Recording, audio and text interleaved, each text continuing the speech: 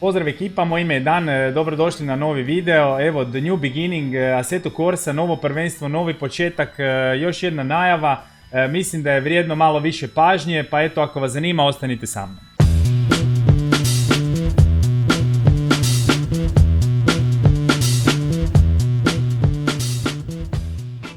Što je novo?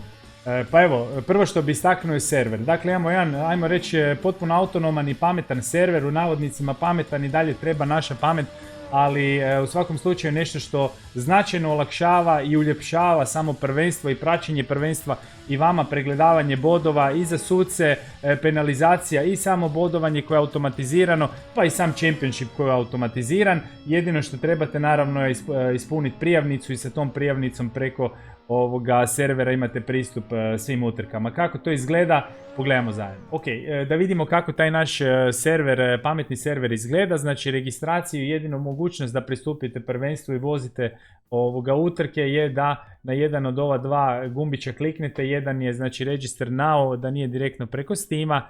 Međutim, evo koje su informacije. Tu su stvari gdje možete skinuti sve modove koji su vam potrebni u ovom trenutku. Onda ovdje ćete upisati naravno svoje puno ime i prezime i vaš Steam ID.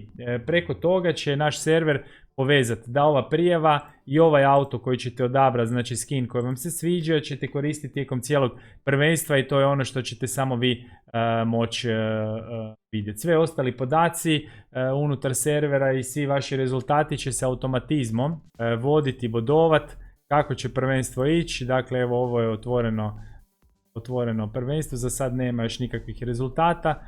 Tu su svi datumi i točna vremena kada počinje trening, kada počinju kvalifikacije, koliko traje sama utrka, kompletan kalendar, sve ćete moći gledati, sve će se ovo puniti podacima kao i bodovi, kako bodovi, tako i penalty bodovi, bonus bodovi će se puniti kako prvenstvo ide dalje i imate kompletno raspored do kraja same sezone. Čekanja da vidite kako izgleda stanje na tablici.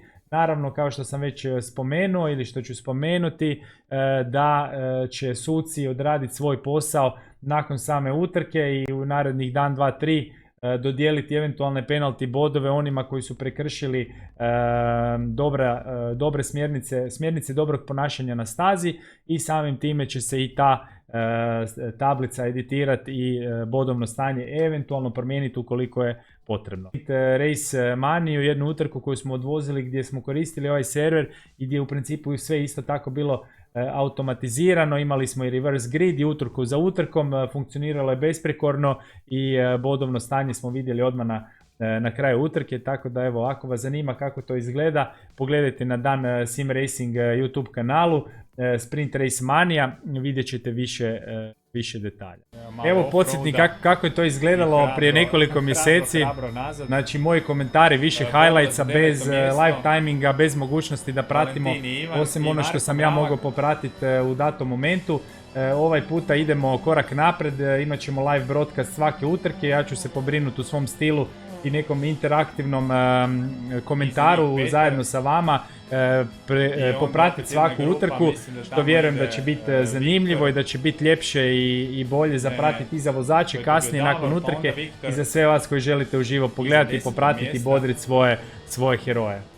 Ako niste pogledali ono što bi mogao preporučiti, pogledajte Baby Endurance, 4 su utrke bile. Preporučujem da vidite kako je to sve skupa izgledalo, po komentarima, pregledima i svemu ostalome vrlo pozitivno doživljeno, pa evo možda se svidi i vama. U svakom slučaju evo, to će biti neki novi smjer i za ovo naše prvenstvo. Treće i ne manje važno, administracija, suci i race control, znači nekakva podrška samom prvenstvu. Što se tiče regularnosti, bit će na jednoj drugoj razini, pobrinut ćemo se da svi imaju jednak tretman i da se penalizira sve one koji učestalo rade probleme na stazi, da se naravno upozori one koji rade minimalne pogreške, šta rade krivo i da ubuduće to ne rade, sa ciljem da svima bude zabavno i da svima osiguramo da uživaju u tom prvenstvu, da oni koji se bore se za prvenstvo, oni koji se bore za nekakvo sredinu tablice, da se bore za sredinu tablice ili naravno za dno, ali da je svima zabavno i da nema nesportskog ponašanja na stazi. To je ključ uz onu našu pametni server. Kad spojimo to sa live broadcastom, mislim da će to biti jedna sinergija koja će omogućiti da ovo prvenstvo stvarno bude na razini. Ono što je najbitnije, to ste vi, znači to su vozači daju dušu prvenstvu i daju cijelu čar. Prvenstvo će biti puno zanimljivije i za svakog pojedinačno, jer će imati svog nekog rivala, protivnika na stazi, i za nas koji ćemo pratiti to kroz kamere i kroz ekrane. I evo možda jedan reveal prije vremena, ali neka bude tako. Znači odabir je pao na Pragu R1 za novo prvenstvo. Auto ima sve odlike formula i zatvorenog kokpita, ima 550 kila i 210 konja, nije ništa predramatično snažno, ali fantastične karakteristike vozne, odlične mogućnosti kočenja i kontrole auta. Definitivno uz otvoreni setup i mogućnost da svako još napravi određene preinake i poboljša samo ponašanje auta na stazi, mislimo da je super odabir. Sve odabrane staze su Grand Prix staze i dopustit će i više nego dovoljno mjesta za odlične duele i više nego dovoljno mogućnosti za preticanje. Auto ima odličan slipstream i mislim da možemo gledati puno bolje utrke nego što su to bile na prvom prvenstvu u Mazdi. U svakom slučaju ovisi naravno o brojnosti prvenstva, tako da ljudi moji, prijavite se preko linka, link je u opisu videa. Direktno će vas voditi na server, daćete svoj Steam ID i nakon toga odabrati skin koji želite.